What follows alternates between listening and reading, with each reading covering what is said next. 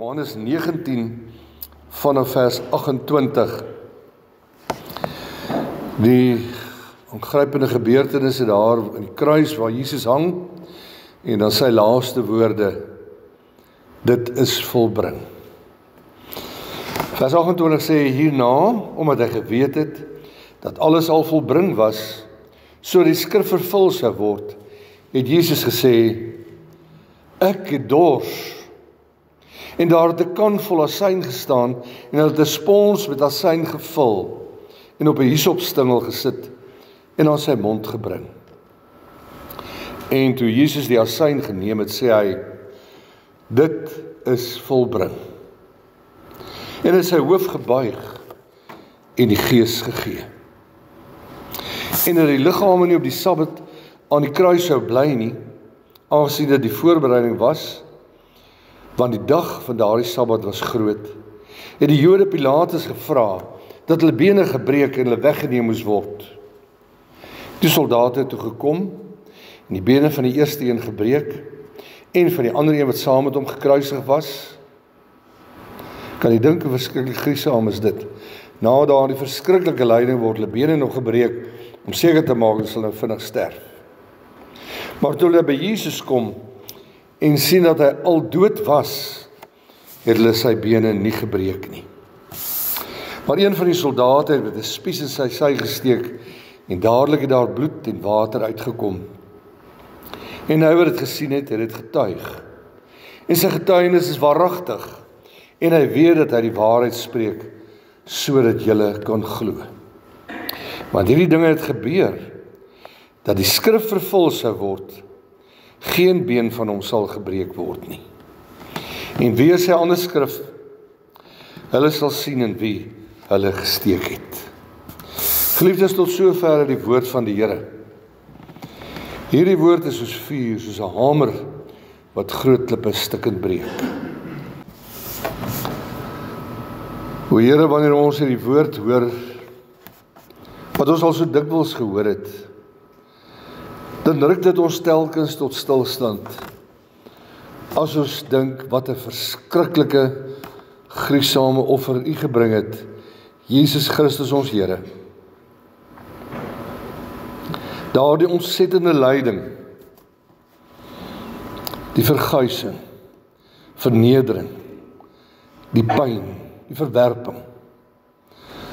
Ag, alles wat sleg is, Here, wat op U afgekom het, en dit ter wille van ons.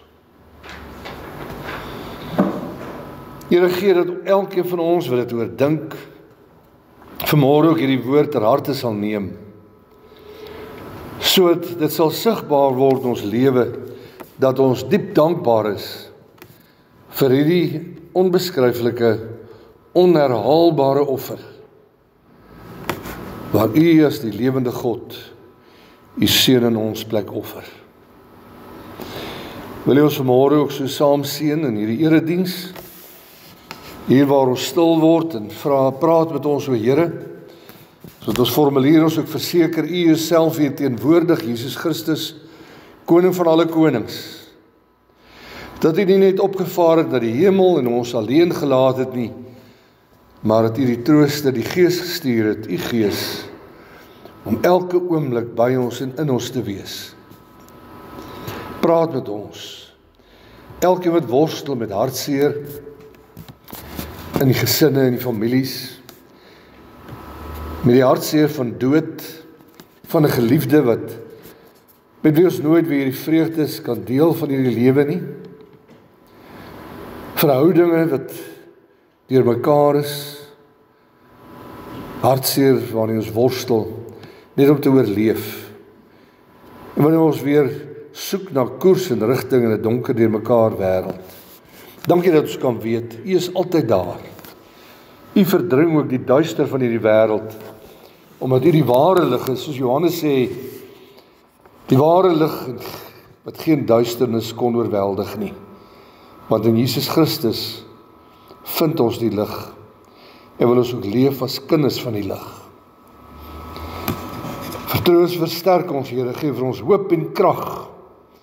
Maar bovenal nou maak ons stil voor U, En wil U waarlik vir ons die brood van die ewige lewe breek, sodat ons kan versadig word en voluit kan leef tot U eer. Ons bid dit in die naam van ons Verlosser, ons Heer, Jesus Christus. Amen.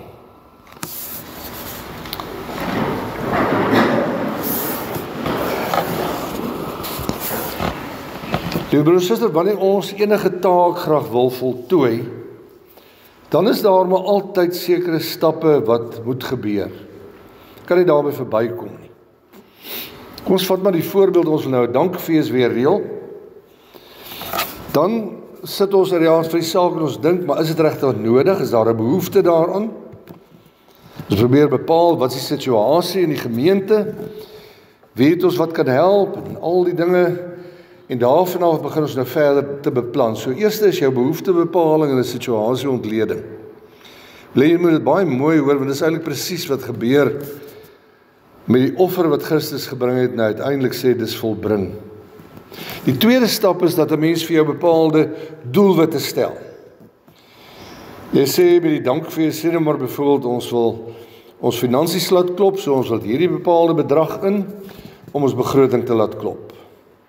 Elke stalletjie moet probeer om dit of dat bymekaar te maak en die kontant wat ons bymekaar maak en dan gaan ons dit kan hanteer, maar ons wil ook meer as dit. Ons wil die gemeenskap van gelowiges beleef. Weer 'n slag lekker saam werk en kuier en die dag saam geniet, wat die doelstellings ook al mag wees. En dan moet mens voortgaan en verantwoordelike mense kry, wat nou hierdie taak moet begin verrig.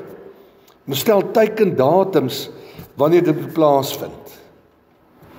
En dan bepaal ons metode, ons werkswyse. Gaan ons dit hier doen, by die kerkterrein, of gaan ons dalk vir 'n verandering by die stadssale doen, of ergens op die parkeerterrein daar by die Spar, of wat dit ook al mag wees. So word die beplanning deeglik afgehandel, dan voer ons taak uit. En daarna kom ons terug en ons sê, ons doen evaluasie. Was al die werk en die beplanning en dinge die moeite werd? Was dit sinvol as ons dit evalueer? Dis uiteindelik presies wat gebeur hier op Golgotha. Wanneer Jesus hierdie laaste evaluasie doen en dink aan die verskriklike taak wat verrig is, as hy sê, dit is volbring. So dis afgehandel. Hy evalueer so. Ons kyk ook na die Heidelbergse Katekismes, Sondag 28, vraag 75 sê, ons wat vanmôre hier sit, deel in die positiewe van hierdie taak wat Christus verrig het. Veral as ons in die nagmaaltafel kom sit, beleef ons dit fisies, wanneer ons deel het aan die brood en die wyn. Kom ons staan vanmôre stil by hierdie 3 eenvoudige woordjies, hierdie laaste kruiswoorde van Jesus. Mens hoor dit so baie en jy sê dit so maklik, maar dit is so vol aan betekenis. Dit is volbring. Wat word bedoel met die woordjie dit? As jy mooi daaroor gaan dink, dan sluit dit eintlik Jesus se hele lewe in van lyding en swaar kry, tot daar aan die kruis waar hy sterf. Ja, die hele lyding as mens, die verwerping van die Fariseërs, die skrifgeleerdes, die mense vir wie hy dan gekom het, om hierdie taak te verrig, wat hom so verwerp. En dan daar in die tuin van Getsemane, die verskriklike angs wat hy beleef, dis ook verby. Die hofsitting is verby, waar hy so verguis, verneder is en uiteindelik gegeesel is. En het al vir u gesê, onthou, dit was nie sommer net so 'n pak slaan nie. Daardie gesel het eystertjies voor en hy ruk eintlik stukke vleis uit jou liggaam uit as hy jou slaan.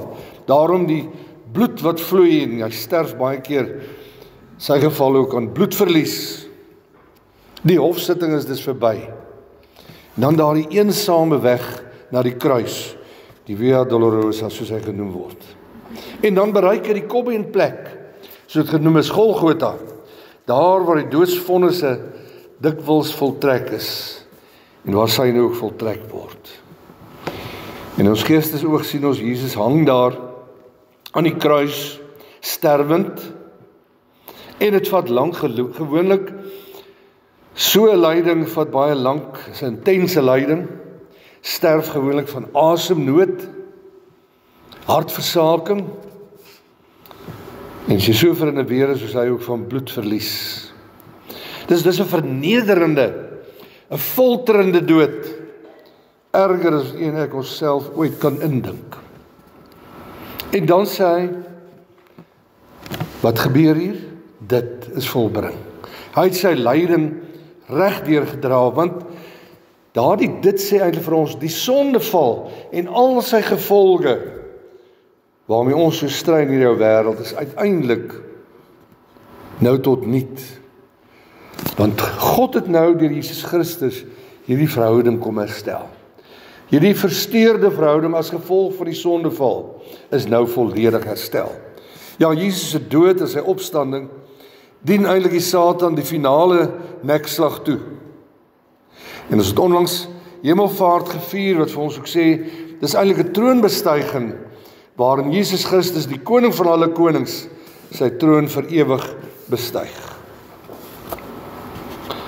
So wat was die doel van hierdie taak wat Jesus verrig het? Om hierdie verkeerde situasie tussen God en mens te kom regstel.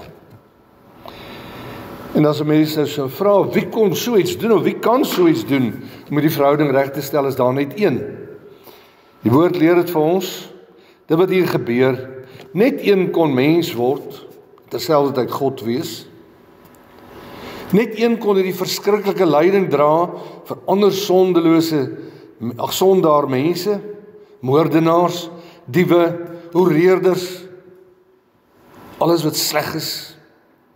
Net een kon die kneggestalte aanneem en uiteindelik koning word van alle konings. Hy wat waarlik mens en waarlik God is. Woord sê, woord by God en self ook God, Jesus Christus. Hy volbring vir ons almal die wil van God. Net hy kon dit doen. En hoe het hy dit gedoen? Nie sommer so maklik nie. Ja, mens wonder baie keer daaroor. Hy kon tog maar net eintlik sy vinger geklap het en dan is alles reggestel. Maar hy doen dit juist so dat ons iets van die offer verstaan, sodat ons lewens ook weer in dankbaarheid 'n offer sal wees tot sy eer. Daarom, hoe gebeur dit, die dood van misdadigers, terwille van misdadigers? Wat 'n vernedering. Sou u en ek dit doen?